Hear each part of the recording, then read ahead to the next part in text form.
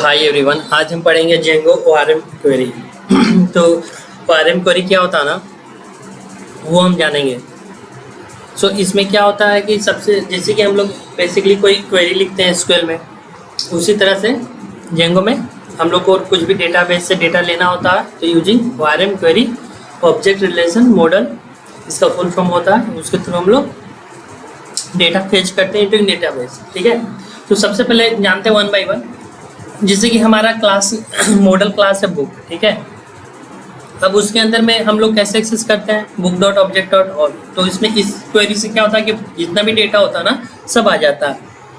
अब object dot query लिखने से क्या हो जाएगा ना कि एसक्यूएल क्वेरी दिखेगा कि ये क्या मतलब ये एक्चुअली एसक्यूएल क्वेरी राइट करता है इनसाइड, तो वो कौन सा क्वेरी एग्जीक्यूट किया वो आपको पता चल जाएगा। फिल्टर से क्या करता है, सिर्फ प्राइस का डेटा को लेके आएगा। एक्सक्लूड क्या करता है, प्राइस के डेटा को छोड़ के बाकी सब डेटा को लेके आएगा। ऑर्डर बाई प्राइस करता है तो प्राइस के कॉलम को ऑर्डर वाइज कर देगा, और ऑर्डर बाई माइनस प्राइस में डिक्रीमेंट कर देगा।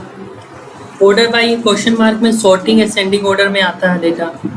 ऑर्डर बाई नेम, नेम के फॉर्म में डेटा सॉर्ट करेगा। प्राइस तो प्राइस के फॉर्म में डेटा सॉर्ट करेगा, उसके बाद रिवर्स कर देगा।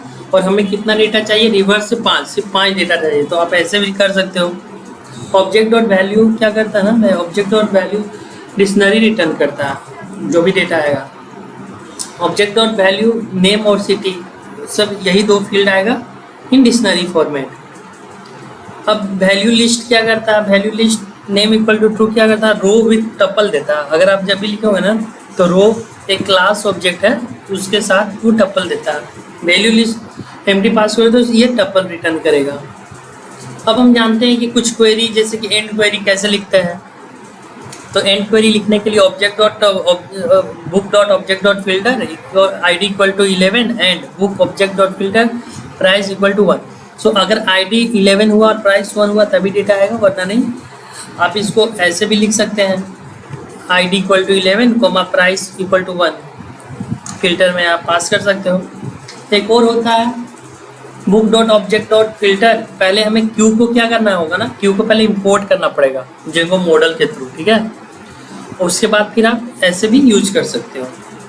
अब चलते हैं, जानते हैं कि और क्वेरी कैसे लिखता है। तो और क्वेरी लिखने के लिए object book dot object dot filter ID equal to 11 and book object dot filter price equal to 1, ठीक है। यहाँ पे पाइप सिंबल के थ्रू आप यूज कर सकते हो, और यूजिंग क्यू के थ्रू भी आप और क्वेरी लिख सकते हो। अब क्रिएट कैसे करेंगे database using ORM. So book dot object dot create, जो भी फील्ड का नाम है वो डाल दीजिए और क्रिएट हो जाएगा। अपडेट कैसे करते हैं, book dot object dot filter करेंगे, यहाँ पे filter ID equal to 1 and update, ठीक है।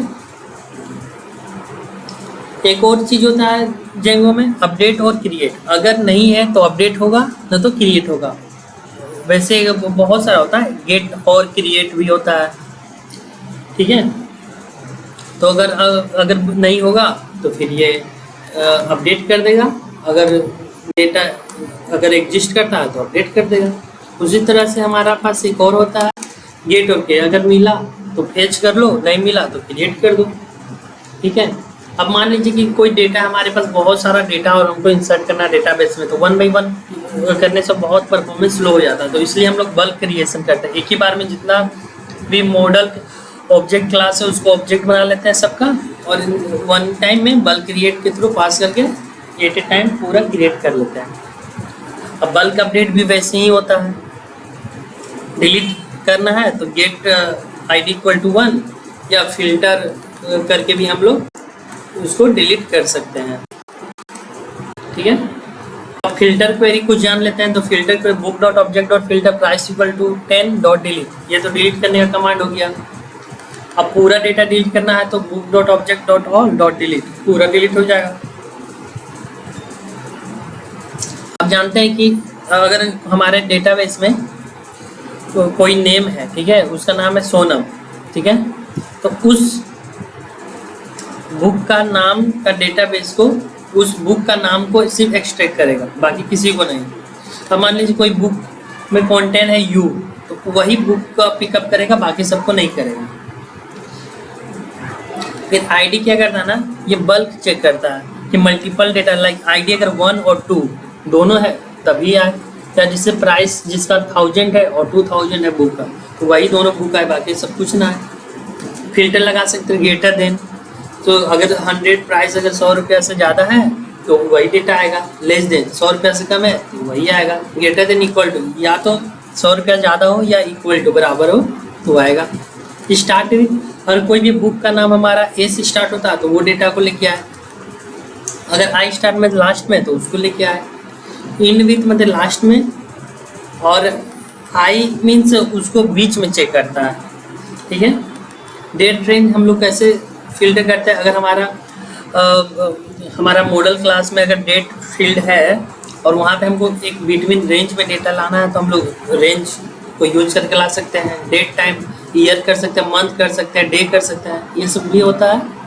और एक एग्रीगेशन मेथड होता है, एग्रीगेशन में अगर हम लोग पूरा जितना भी डेटा है ना उसका एग्रीगेशन प्राइस या सम या मिनिमम या मैक्सिमम ये सब निकालने के लिए भी हम लोग यूज करते हैं।